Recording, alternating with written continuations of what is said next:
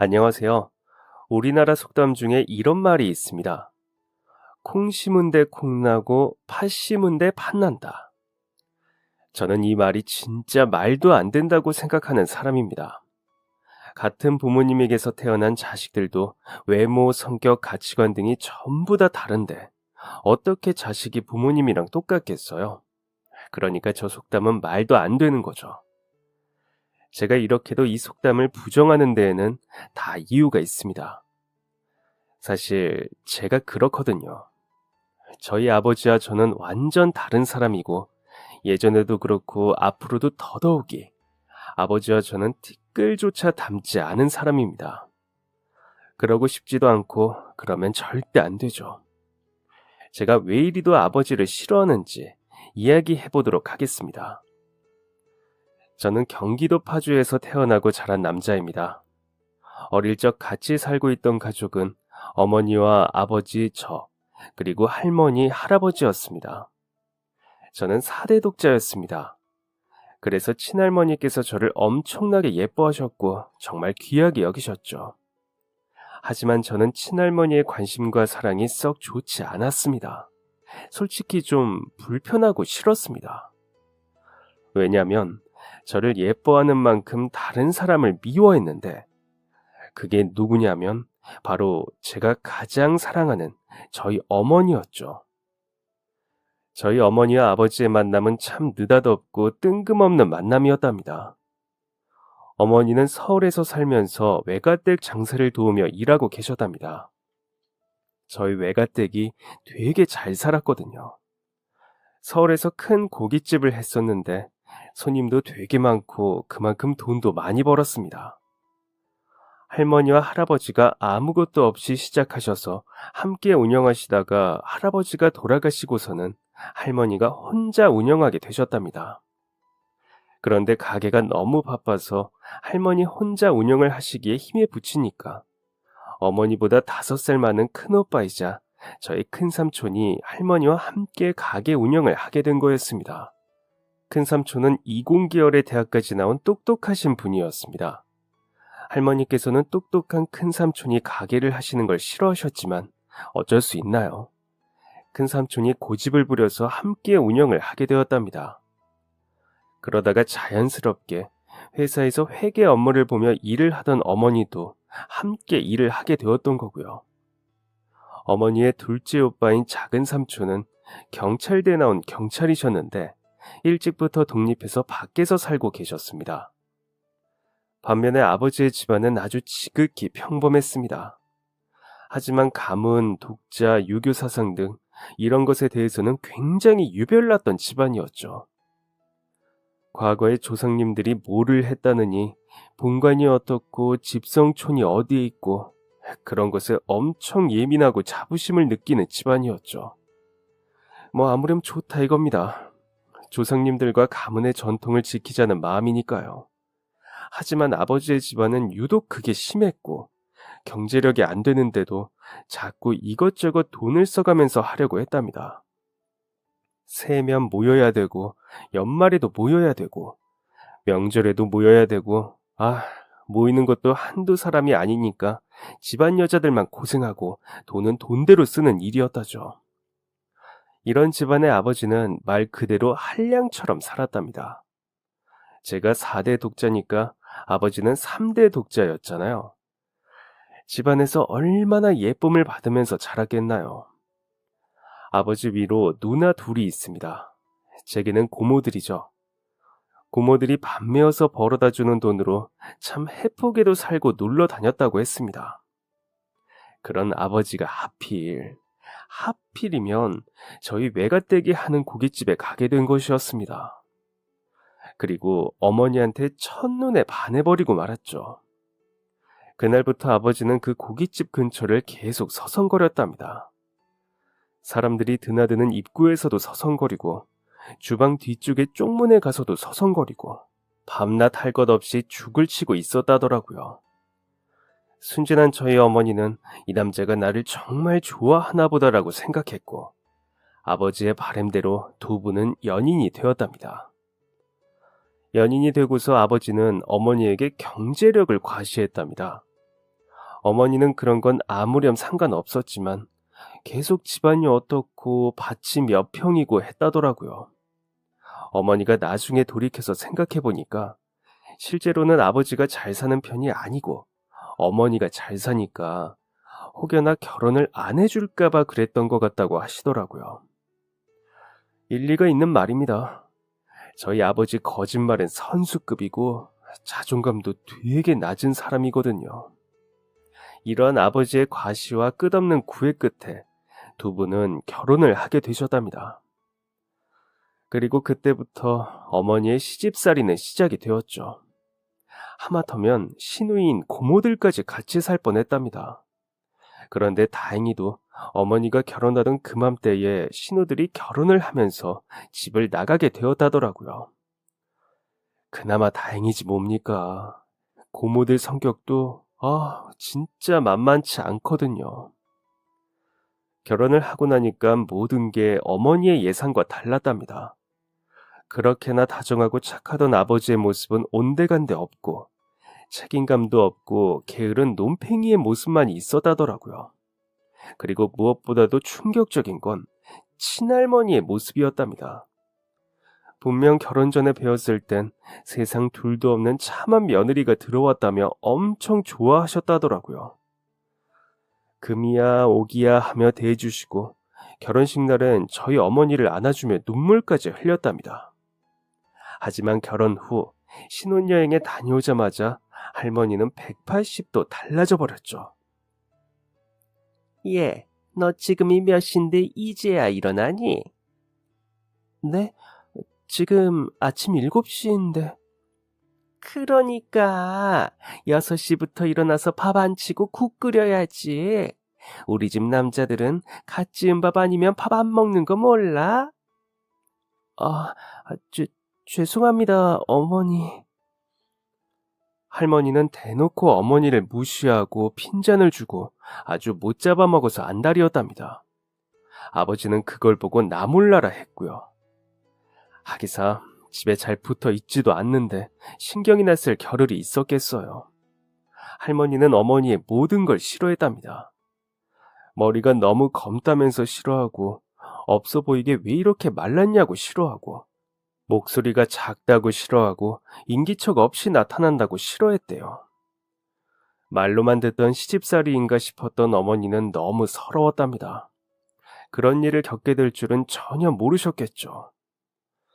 그런데 서울에서 파주로 가서 살게 된 거였으니까 주변에 어디 말할 곳도 없고 지금이야 서울이랑 파주가 가까워서 차로 쉬 오간다지만 옛날엔 그게 아니었으니까요.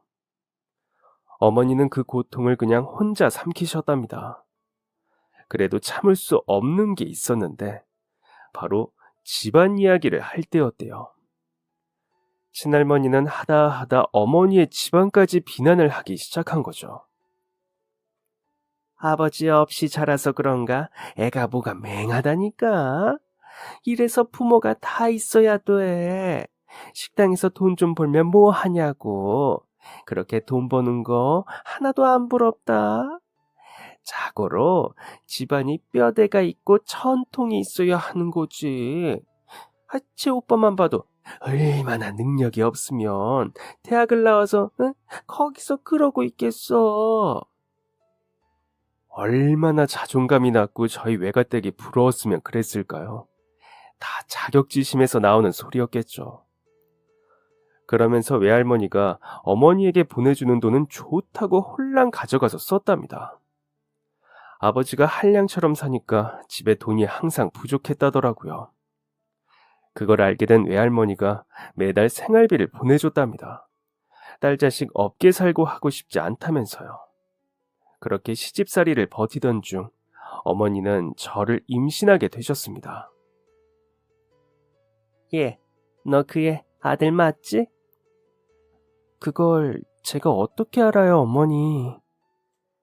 만약 딸이어봐 가만 안 둘 줄 알아.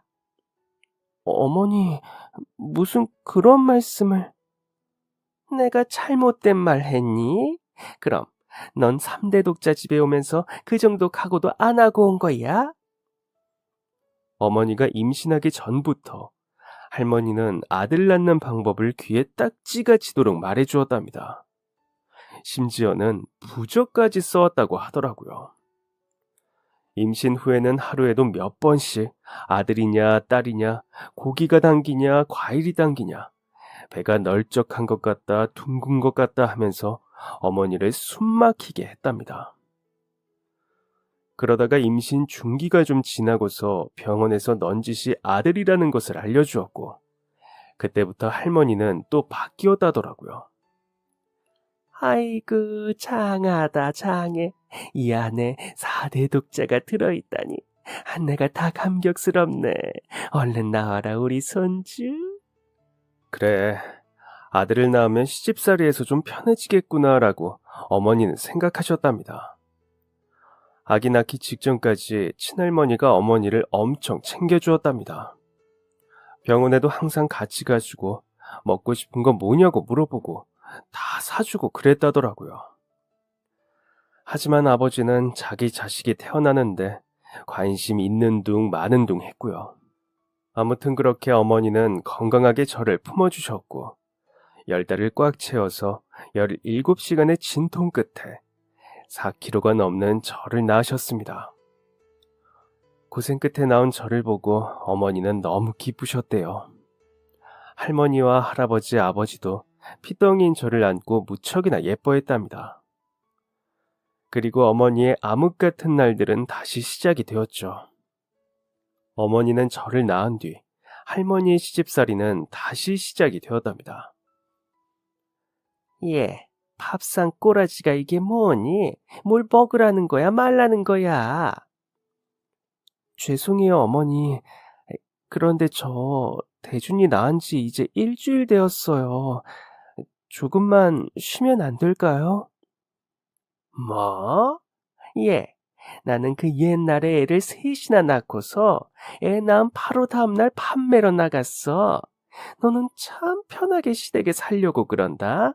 어떻게 그렇게 버르장머리가 없니? 애비 없이 자라서 그래? 어머니가 저를 낳고 하루도 울지 않은 날들이 없었답니다. 이제 아이까지 낳았겠다 볼장 다 봤다는 건지 할머니의 시집살이는 더욱 가혹했대요. 누군가라도 딱 한 사람만이라도 어머니의 편이었다면 어머니가 조금은 마음이 편했을지도 모릅니다. 하지만 어머니는 철저하게 혼자였고 그 외로움을 혼자서 감당해야 했습니다. 어머니가 한 번은 너무 힘들어서 외가에 가서 운 적이 있었대요. 그때 외할머니랑 삼촌이 화가 많이 나서 당장 집에 들어오라고 했답니다. 그런데 저희 어머니가 그 모습을 보고 어머니 때문에 외할머니랑 삼촌이 마음고생하는 것 같아서 그게 너무 싫어서 그 다음부터는 힘들다는 말을 안 했다더라고요. 가족이 힘든 게 보기 싫어서 그냥 어머니 혼자서 모든 걸 감당하기로 했던 겁니다. 하지만 이내 어머니가 견딜 수 없는 상황이 오고야 말았습니다. 뭐? 또 임신을 해? 어머니가 제 동생을 임신한 것입니다. 그놈의 4대 독자, 4대 독자를 외쳤던 할머니에게 손주가 또 나온다는 것은 상상도 하지 못한 일이었죠. 그게 만약 딸이라면 다행이지만 아들이라면 할머니 입장에선 엄청나게 큰 일이 아닐 수 없었습니다. 임신이 어머니 혼자만의 뜻이 아닌데 할머니는 아버지한테는 한마디를 안 하고 어머니한테만 나무랐다고 하더라고요. 만약 사내 자식이라도 낳아봐. 아주 가만 안 둘 줄 알아. 어머니는 온갖 핍박을 받으며 견뎌야만 했고 끝내 그 스트레스를 이기지 못하고 유산을 하게 되셨습니다. 어머니는 아이를 낳고 싶으셨대요. 그게 아들이던 딸이던 어머니에게 찾아온 소중한 아이였으니까요. 그렇게 친할머니의 굳은 소리도 이겨낼 수 있었던 건데 유산을 하시고선 정말 많이 힘드셨답니다. 그런데 엉엉 울고 있는 어머니에게 친할머니가 와서 박수를 쳤답니다. 아이고, 잘 됐다, 잘 됐어. 아이고야, 잘 됐어. 아이고. 어머니가 순간 잠시 나갔던 정신이 돌아오기라도 한 것처럼 정신이 들었대요. 이거 정말 잘못되었다는 생각이 들었다더라고요. 그 다음부터는 빨리 여기를 벗어나야 되겠다는 생각만 들었답니다. 그래서 어머니가 선택한 건 막 돌된 저를 데리고 야반도주를 해서 외가에 가는 것이었습니다. 갑자기 오밤중에 들이닥친 어머니를 보고 외할머니와 삼촌은 엄청 놀라셨고 무슨 일이 단단히 있구나 생각하셨대요.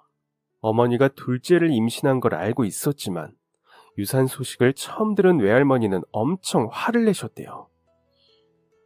솔직히 말해봐. 사돈댁이 그동안 계속 너한테 못살게 군 거 맞지? 외할머니와 삼촌이 힘들어할까봐 사실을 숨기고 있던 어머니는 그날 밤 모든 사실을 고백했답니다. 저희 외할머니가 좀 고지식한 부분이 있으시거든요. 아무래도 옛날 분이시니까 한번 결혼하면 지지고 볶으면서 평생을 살아야 한다고 생각하시고 부부싸움은 칼로 물베기라고 생각하시는 분입니다. 그런 할머니가 어머니 얘기를 쭉 듣더니 당장 갈라서라고 하셨다더라고요. 어머니도 다시 그 집으로 돌아갈 마음이 없다고 했고 그 이후로는 전쟁이 따로 없었답니다. 아유, 사돈. 사돈. 나와봐요. 나 좀 봐요. 어머니가 없어졌다는 사실을 알고 나타난 친할머니가 가게까지 쳐들어왔다는 겁니다. 어떻게 이럴 수가 있냐? 왜 잘 사는 며느리를 데려가냐? 내 3대 독자를 이혼한 사람으로 만들 거냐?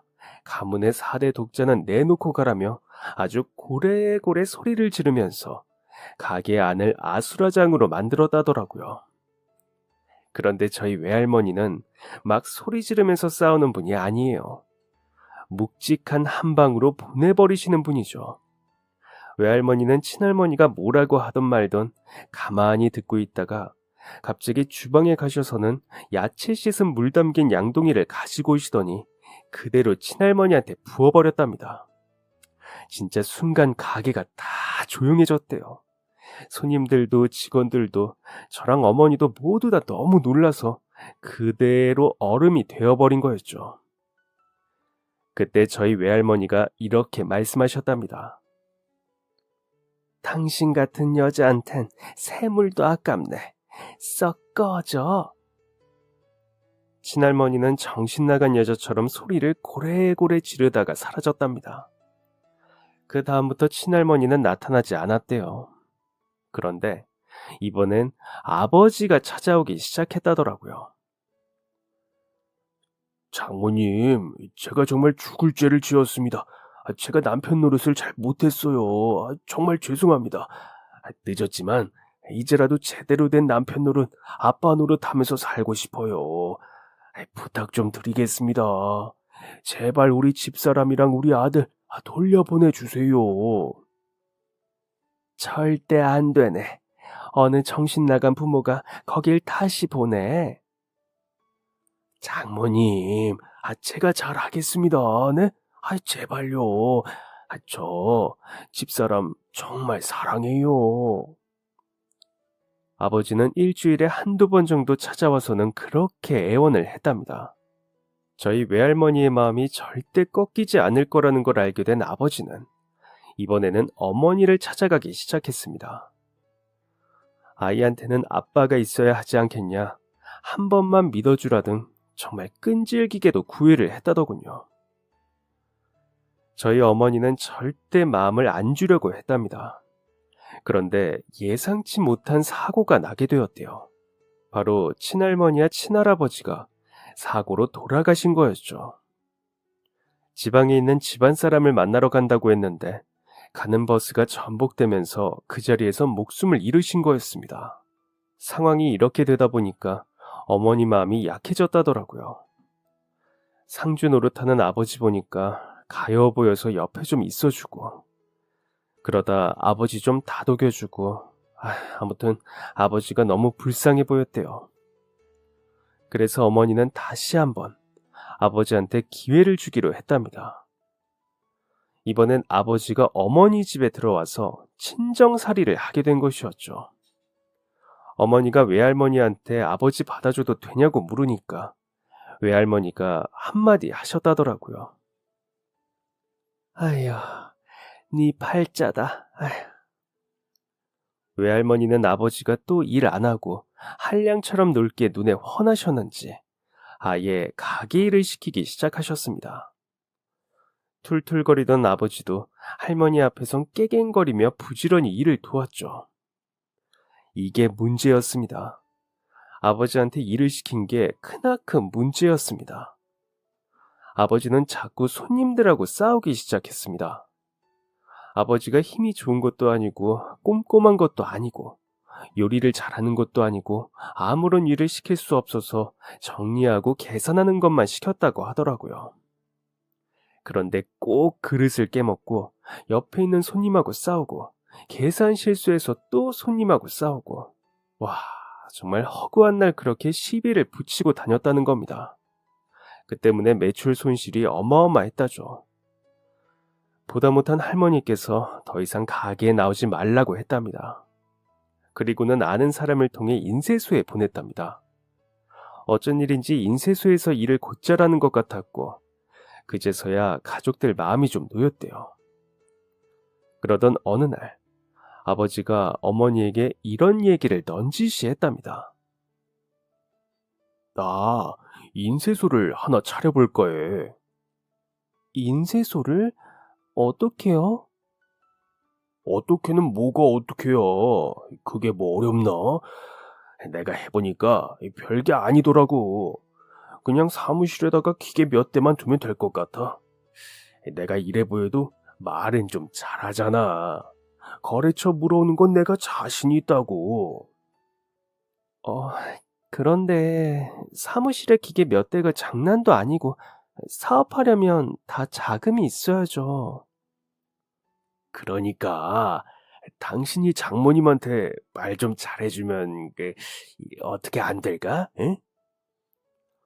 어머니는 고민하다가 할머니에게 말씀을 드렸고 할머니의 대답은 당연히 안 된다는 것이었습니다. 하지만 아버지가 꽤나 진심인 것 같았대요. 할머니가 아버지가 일하는 인쇄소 사장님한테 슬쩍 물어보니까 아버지가 일을 꽤나 잘한다고도 했다더라고요. 긴 고민 끝에 결국 할머니는 아버지한테 사업자금을 대주기로 합니다. 그런데 아버지가 필요한 돈은 예상보다 훨씬 많은 돈이었고 결국 모아두었던 돈을 다 투자해서 사업을 도와주게 되었다더라고요. 감사합니다, 장모님. 고마워, 여보. 내가 이거 몇 배로 불려서 다 갚을게. 아버지는 이제 다 자기가 책임지겠다며 신신당부를 했고 그 이후 아버지는 행적을 감췄습니다. 저희 어머니 충격을 받아 몇 번을 쓰러지셨답니다. 할머니, 큰삼촌, 어머니가 이잡듯이 뒤지고 다녔는데 아버지의 그림자도 못 찾았답니다.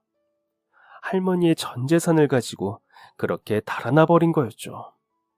게다가 더 황당한 건 따로 있었습니다. 바로 어머니의 이름으로 대출까지 받은 거였죠. 대체 어떻게 받은 건지는 모르겠지만 어머니 명의로 삼금융업에서 진짜 어마어마하게 큰 돈을 빌리고서 떠나버린 겁니다. 더 충격적인 건 어머니 명의의 대출은 이미 제가 태어나기 전에 받은 거였고요. 그러니까 완전 사기꾼인 거였죠. 이 소식을 들은 작은 삼촌까지 달려왔습니다. 이게 대체 무슨 소리야? 그 자식 지금 어디 있는데? 어? 아니다. 내가 좀 알아볼게. 작은 삼촌이 경찰이니까 아버지의 행방을 찾을 수 있지 않을까 싶었습니다. 삼촌은 아는 경찰의 형사에 총동원을 해서 아버지의 행방을 찾았습니다. 찾았어. 그 나쁜 자식 찾은 것 같아. 나 좀 나갔다 올게. 삼촌은 전화 한 통을 받더니 급히 밖으로 나갔습니다. 가족 모두가 작은 삼촌이 들어오기만을 기다렸고 늦은 밤이 되어서야 돌아온 작은 삼촌의 발걸음은 힘이 없었습니다. 아버지가 지내던 달방을 발견했다더라고요.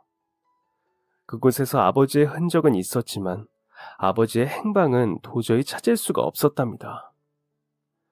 그렇게 우리 집을 쑥대밭으로 만든 아버지라는 인간은 완전히 자취를 감춰버렸습니다. 어머니에게 찾아오는 빚쟁이들 때문에 동네 평판이 안 좋아졌고, 결국 가게엔 점점 손님이 끊기고 빚을 갚기 위해 가게를 파는 수밖에 없었습니다. 할머니와 할아버지가 바닥부터 시작하신 그 가게를 제 아버지 때문에 판 것이었습니다. 그렇게 저희 할머니는 알아 누우셨고 집안 분위기는 초상집이나 다름없었답니다. 큰 삼촌은 가게를 잃었으니까 회사에 취직을 하게 되었고, 작은 삼촌도 원래 결혼하고 멀리 살고 있었는데 할머니 댁 근처로 이사를 와서 가까이서 살게 되었죠. 어머니는 죄인과 같은 마음이었다고 하셨습니다. 그때 저희 작은 삼촌이 그랬대요. 야, 피해자는 잘못이 없는 법이야. 그 자식이 나쁜 자식이지 네가 왜 기죽어 있어? 그만해. 애도 있는 애 엄마인데 강해져야지. 작은 삼촌 덕에 어머니는 기운을 차릴 수 있었다고 했습니다. 나쁜 아버지 때문에 저희 어린 시절은 금전적으로 힘들고 가난했습니다. 기울어진 가세는 다시 돌아오지를 않았고 저희 가족은 그렇게 궁핍하게 살아가게 되었습니다. 어머니는 아등바등 열심히 사셨습니다. 제가 7살 때 큰 삼촌도 결혼을 했는데 삼촌들이 다 결혼하니까 어머니와 저 그리고 할머니만 남게 되었어요. 삼촌들이 사정이 안 좋은 저희한테 매달 생활비를 보내주긴 했지만 어머니가 가장이 되어서 생계를 유지해야만 했습니다. 그때부터 어머니는 저를 할머니 손에 맡겨두고 이불 공장에서 일을 하기 시작했습니다. 앞서 말했듯이 저희 어머니 진짜 곱게 자랐고 풍요롭게 자랐다고 했잖아요. 그런데 남자 하나 잘못 만나서 이게 무슨 고생인지. 정말 할머니 말씀대로 어머니 팔자가 꼬일 대로 꼬여버린 거였습니다. 그렇게 어머니는 이불 공장에 나가 돈을 버셨고 그 돈으로 우리 세 식구가 먹고 살았습니다. 할머니는 가게를 그만두시고 계속 몸이 안 좋으셨습니다. 집에 계실 땐 거의 누워있기만 하셨고 안 그래도 말수가 없는 분이었는데 더욱이 말수가 줄으셨죠. 거기에 힘이 하나도 없어 보이시고 삶의 의욕도 없어 보이시고, 그렇게 제 기억 속의 할머니는 그런 초췌한 모습이었습니다. 그 후 할머니는 그렇게 말없이 버티고 버티시다가 결국 제가 10살이 되었을 때 세상을 떠나셨습니다. 어머니는 할머니를 떠나보내며 미안하다고 하셨습니다. 통곡하며 계속 할머니께 미안하다고 하셨습니다.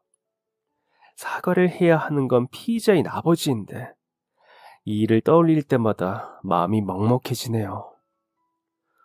그 이후 저와 어머니는 둘만 남게 되었는데요. 이때 삼촌들이 자주 찾아와서 많이 도와주었습니다. 다들 근처에 살고 있었고 제가 초등학생이긴 했지만 그래도 고작 10살이다 보니 학교 끝나면 제가 삼촌들 집에 가거나 삼촌이랑 외숙모들이 사촌 동생들하고 저희 집에 와서 저를 많이 챙겨주셨습니다. 특히 제가 좋아했던 건 경찰관인 작은 삼촌이었습니다. 어린 남자애들한테 무서우면서도 멋져 보이는 게 바로 경찰관이죠. 특히 삼촌이 제복을 입었을 때의 모습은 정말 슈퍼맨, 배트맨보다도 더 멋져 보였습니다. 제복이 너무 멋져서 모자도 빌려 쓰고 넥타이도 해보고 그랬었죠. 삼촌, 경찰은 어떻게 되는 거야? 삼촌 진짜 멋져. 삼촌 최고야. 왜? 대준이도 경찰이 되고 싶어? 그런가? 경찰이 되고 싶은 건지는 잘 모르겠어. 처음엔 그냥 삼촌이 멋지다 정도였습니다. 그런데 점점 궁금하더라고요. 어떻게 하면 경찰이 될 수 있는지, 어떻게 하면 나쁜 놈들을 잡을 수 있는지요. 그리고 더 곰곰이 생각해보니까 저는 아버지 같은 나쁜 사람을 잡고 싶었던 것 같습니다. 아버지가 우리 가족들에게 했던 행동들이 너무 충격적이었고 그 결과 많은 사람들을 너무 힘들게 만들었기에 저는 그런 나쁜 사람들을 감옥에 잡아놓고 착한 사람들만 모여서 살면 참 좋겠다고 생각했던 적이 여러 번이었습니다. 그렇게 저는 경찰을 꿈꾸게 되었습니다. 그때부터 맨날 경찰놀이하고 길에서 경찰 아저씨만 보면 경례하고 다니며 아주 경찰놀이 제대로 했더랬죠. 그리고 저의 꿈을 제일 많이 응원해 준 건 바로 경찰인 작은 삼촌이었습니다. 대준아, 삼촌이 봤을 땐 말이야. 우리 대준이는 엄청 멋진 경찰이 될 것 같아. 삼촌이 경찰이라서 눈썰미 좋은 거 알지? 응? 삼촌 눈은 아주 정확해. 진짜? 아싸, 너 경찰 된다. 작은 삼촌은 제가 꼭 경찰이 될 거라면서 공부를 열심히 해야 한다고 했습니다. 그럼 저는 쪼르르 큰 삼촌한테 가서 공부를 배우고는 했죠. 큰 삼촌이 공부를 가장 잘하셨거든요. 도움을 주는 삼촌이 두 분이나 있어서 어찌나 든든하고 행복했는지 모릅니다. 그런데 제가 12살 때 큰 삼촌이 회사에서 지방으로 발령이 나게 되었습니다. 저의 든든한 삼촌 중 한 명이 저와 멀어지는 순간이었죠. 서울에서 먼 곳으로 간다고 했고 외숙모랑 사촌 동생들까지 모두 함께 지방으로 내려가게 되었습니다. 많이 아쉬웠지만 그래도 제게는 작은 삼촌이 있었습니다. 또 작은 삼촌의 아이들이 저와 나이대가 비슷하거든요. 작은 삼촌이 어머니보다 1년 일찍 결혼을 하고 아이도 1년 일찍 낳았기 때문에 저보다 1살 많은 사촌 형이 있었고 또 저보다 1살 어린 사촌 여동생도 있었습니다. 그래서 더 삼촌 집에 자주 갔죠. 집엔 어머니도 없고 혼자 있어야 하는데 삼촌 집에는 형이랑 동생이 있으니까 같이 놀 수 있어서 너무 좋았거든요. 어떤 날은 어머니도 퇴근하고 집에 안 가고 삼촌네로 오기도 하고 마치 같이 사는 한 가족처럼 그렇게 재밌게 지냈었습니다. 하지만 그 즐거움도 오래가지 못했죠. 저희 작은 삼촌은 정말 정의로운 마음을 가진 분입니다. 위험한 순간이 오면 그냥 몸부터 나가는 사람이었죠. 그래서 외숙모랑 어머니가 엄청 혼내기도 했습니다. 여보, 진짜 조심 좀 해. 이게 대체 몇 번째야? 무슨 형사도 아니고 경찰이 왜 이렇게 많이 맞고 다니냐고. 몸에 상처랑 멍이 도대체 몇 개야?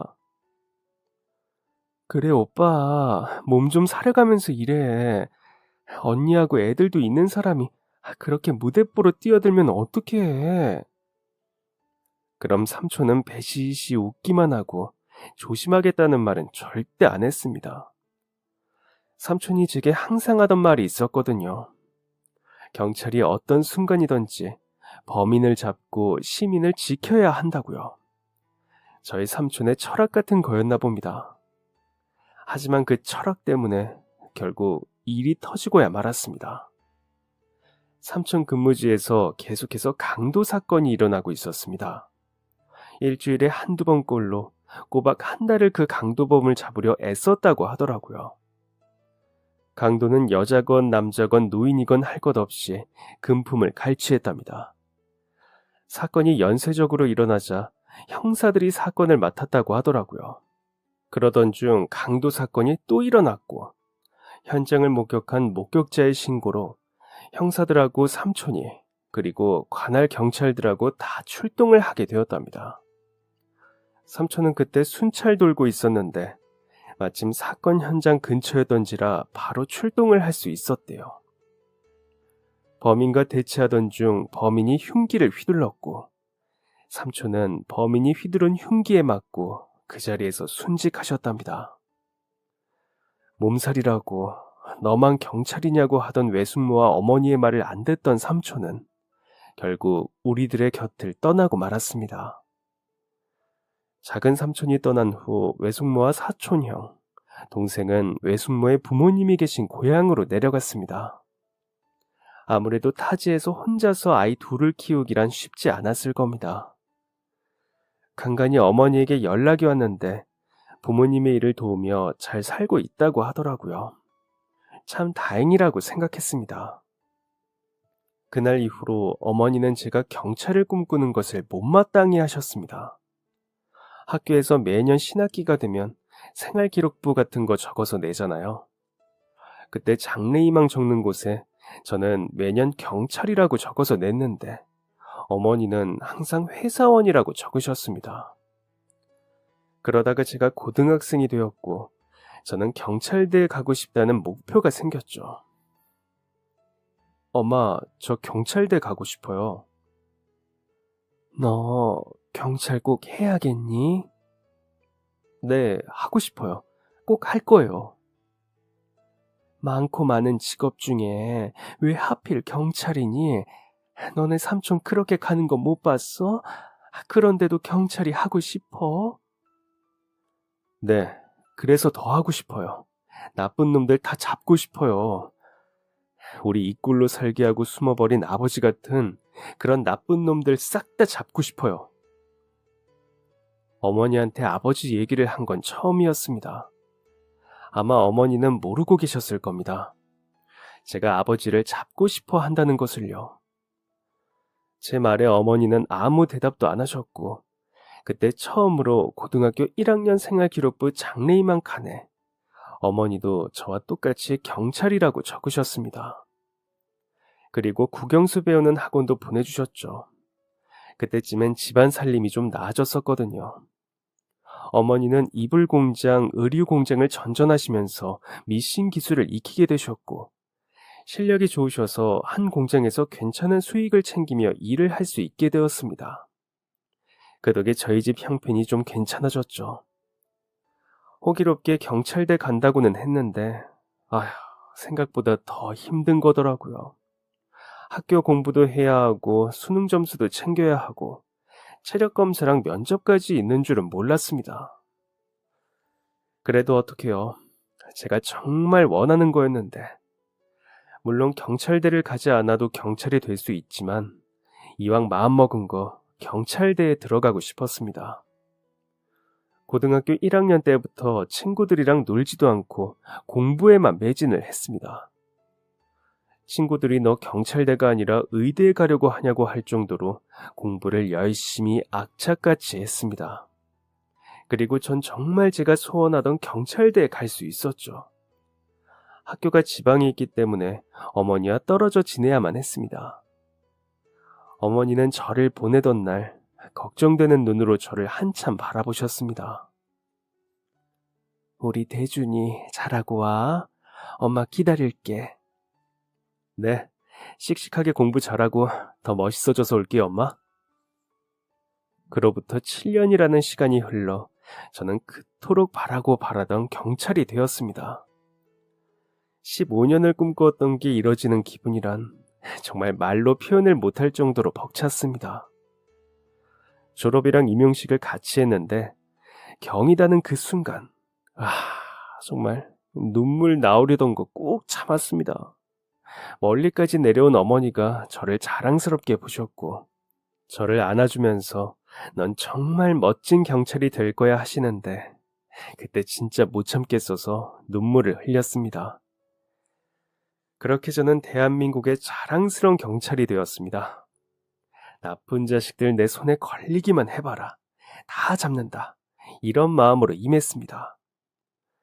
작은 삼촌이 왜 그렇게 열심히 몸살이지 않고 일을 했는지 알겠더라고요. 경찰 돼서 세상을 보니까 진짜 참을 수 없을 정도로 고약한 사람들이 너무 많았습니다. 그런 사람들로 인해 생겨난 피해자들은 억울하고 속상하고 분한 마음을 가지고 살아가야만 했고요. 그런 억울한 시민이 생기지 않게 지키고 그런 사람들을 위해 싸우는 게 경찰이라고 생각했습니다. 그렇게 1년 정도를 일을 하다가 오랜만에 휴가를 내게 되었습니다. 뭘 할까 고민하다가 오랜만에 어머니 모시고 바람이나 쐬고 오려고 했죠. 하지만 어머니께서 바쁜 시기라 휴가를 못 낸다고 하시더라고요. 하는 수 없이 혼자 떠나보기로 했습니다. 그냥 가볍게 드라이브나 하자 하고 집에서 나갔는데 여기저기 경치 보며 달리다 보니까 어느새 어둑한 밤이 되었습니다. 강원도까지 넘어갔다가 집으로 돌아오는 길이었고 경기도 부근에서 달리고 있었습니다. 날이 추워서 그런가 시간이 늦어서 그런가 길에 차도 없고 사람도 없더라고요. 시골길도 아니었고 시내였는데 말이죠.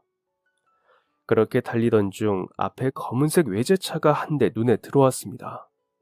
깜깜한 밤인데도 속도를 엄청 내더라고요.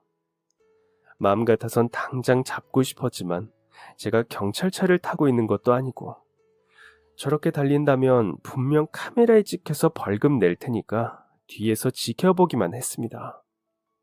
그런데 그때였습니다. 차 신호가 노란불이 들어왔는데도 속도 줄일 생각을 안 하더라고요. 그리고는 곧 노란불이 빨간불로 바뀌었고 신호등의 보행자 신호가 초록불이 되었는데도 그냥 앞으로 나아가더라고요. 잠깐 주춤하는가 하더니 그냥 앞으로 나갔습니다. 그때였습니다. 검은 외제차가 보행자 신호를 넘어가는 순간 갑자기 뭔가 쨍그랑 하면서 떨어지는 소리가 들렸습니다. 뭔가 싶어서 창문을 내려서 그쪽을 쳐다봤는데 한 할머니께서 신호를 건너려다가 차에 부딪히고 들고 계시던 쇠로 된 지팡이를 떨어뜨리는 소리였습니다. 할머니는 그 차 바퀴에 발이 깔리셨는지 주저앉아서 아이고 내 발, 아이고 하면서 소리를 지르셨습니다.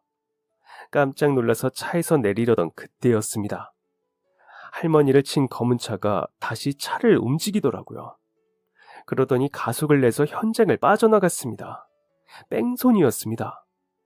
저는 내리려다가 다시 차에 올라탔습니다. 할머니, 제가 구급차랑 경찰차 불러드릴게요. 위험하니까 인도 쪽으로 올라가 계세요. 저는 검은 차를 따라서 차 속도를 올렸습니다. 가면서 경찰한테 신고를 해두고 범인을 잡기 위해 밟고 또 밟았죠. 와, 그런데 진짜 잘 도망치더라고요. 마치 이런 상황이 처음이 아니라는 듯 말이죠. 10여 분간 그렇게 대치를 한 끝에 결국 그 차를 잡을 수 있었습니다. 제 차가 부서지는 한이 있더라도 막아야겠다고 생각하고 그냥 앞에 끼어들어 버렸거든요. 차 문을 열고 나가니까 차주가 핸들을 꽉 쥐고 얼굴을 파묻고 있었습니다. 제가 가서 창문을 두드리자 슬그머니 창문을 내리더라고요. 여전히 고개는 들지 않은 채 말이죠. 내리세요. 방금 할머니 치셨잖아요. 다 봤어요. 요즘 세상에 CCTV가 몇 대인데. 죄송한데요. 한 번만 봐주시면 안 될까요? 네? 사람을 쳐놓고 봐주긴 뭘 봐줘요. 제가 원래 그런 사람이 아닌데 할머니한테 가서 사과하고 보상도 할 테니까 봐주시면 안 될까요? 저기요, 저 경찰이에요. 범죄를 저질러 놓고 어디 경찰한테 봐달라고 하고 있어요. 경찰... 진짜... 그제서야 차주는 한숨을 푹 쉬면서 고개를 들었습니다. 그리고 그 순간 저는 그 자리에서 얼어붙고 말았습니다. 그 사람은 제가 그토록 증오하고 환멸하고 저주했던 사람인 저의 아버지가 그 차 주인이었습니다. 눈을 비비고 다시 봐도 결과는 마찬가지였습니다. 하지만 아버지는 처음에 저를 못 알아봤습니다. 그럴만도 하죠. 제가 워낙 어릴 때 그 짓을 하고 도망쳤고 저한테 별로 관심도 없던 사람이었으니까요. 이내 저를 알아본 아버지가 갑자기 헛웃음을 지었습니다. 네가 경찰이 되었다고? 아유, 참나. 대진아, 네 아빠 한번 살려준다 생각하고 그냥 넘어가 주라. 내가 그 할머니한테 보상한다고 했잖아. 어? 피는 물보다 진하다. 알지? 너 경찰이라는 사명감에 그렇게 막 부모를 집어넣고 그러면 안 된다. 대준이에요. 대진이가 아니고. 그리고 난 아버지 없어요. 피? 그깟 피가 뭔데? 범죄자 주제. 곧 제 신고를 받은 경찰이 저희가 있는 현장으로 출동했고 그렇게 아버지는 경찰서에 끌려가게 되었습니다. 아버지가 잡혀가고 다리에 힘이 풀려서 주저앉아 버렸습니다. 그렇게 다시 만나게 될 줄은 상상도 하지 못했거든요. 너무 어릴 때라 기억도 잘 안 나는데 단번에 알아본 저도 신기했고요.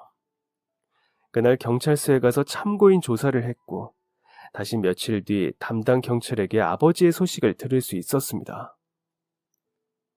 서울 형사과로 넘겨줬다고요? 왜요? 그 사람 알고 보니까 사기꾼이더라고요. 몇 달 전에 서울에서 신고가 들어와서 수배 중이었는데 어떻게 이렇게 잡혔네요. 담당 형사가 데리고 가서 아마 지금 조사 중일 거예요. 사, 사기요? 무슨 사기요? 저도 자세히는 모르겠는데 부동산 투자 사기를 치고 다닌 것 같더라고요. 그 돈으로 서울에 큰 아파트도 한 채 있고, 그 사람 타던 차도 외제차인 거 보셨죠? 그런데 사기당한 사람들이 한두 명이 아닌가 봐요. 그 중에 변호사 사모님도 있다던데, 아휴, 아마 그거 다 털리고 형도 살지 않을까요? 이번엔 제가 헛웃음이 나오더라고요. 우리 집 재산을 탈탈 털고 가서 했다는 짓이 고작 사기라니. 게다가 그 돈으로 잘 먹고 잘 살았다니 웃어야 할지 울어야 할지 모르겠더라고요. 그로부터 몇 달 뒤 아버지는 집이고 차고 다 넘어갔고 사기죄로 4년형을 살게 되었다는 소식을 듣게 되었습니다. 정말로 피해자 중에 변호사 사모님이 있었고 그 변호사가 굵직한 로펌에 알아주는 변호사라 형을 그렇게 내릴 수 있었다고 하네요. 그리고 저한테 잡혔을 때 뺑소니 사고를 냈잖아요. 그런데 알고 보니까 그때 피해 입으신 할머니의 자녀분이 경찰 쪽 사람이었다더라고요. 형사라고 했던 것 같은데 자세히는 저도 모르겠습니다. 아무튼 그것 때문에 또 한바탕 난리가 났었다는 후문이 돌았죠. 그리고 또 한 가지, 그 사기꾼을 붙잡은 저는 운 좋게 특진을 할 수 있었습니다. 특진을 하고 고민하다가 어머니에게 이 사실을 알려드렸습니다. 혹시 아버지 얘기를 꺼내는 게 어머니한테 안 좋은 기억을 끄집어내는 거일 수도 있겠다 싶어서 말을 안 하려다가 아버지의 최후를 알려드리고 싶은 마음에 말씀드렸죠. 어머니는 내내 무표정으로 제 이야기를 들으셨습니다. 그리고 제 이야기가 다 끝나간 뒤 한마디를 하셨죠. 예전 할머니처럼 말이죠. 아휴, 지 팔자 지가 꼬았네.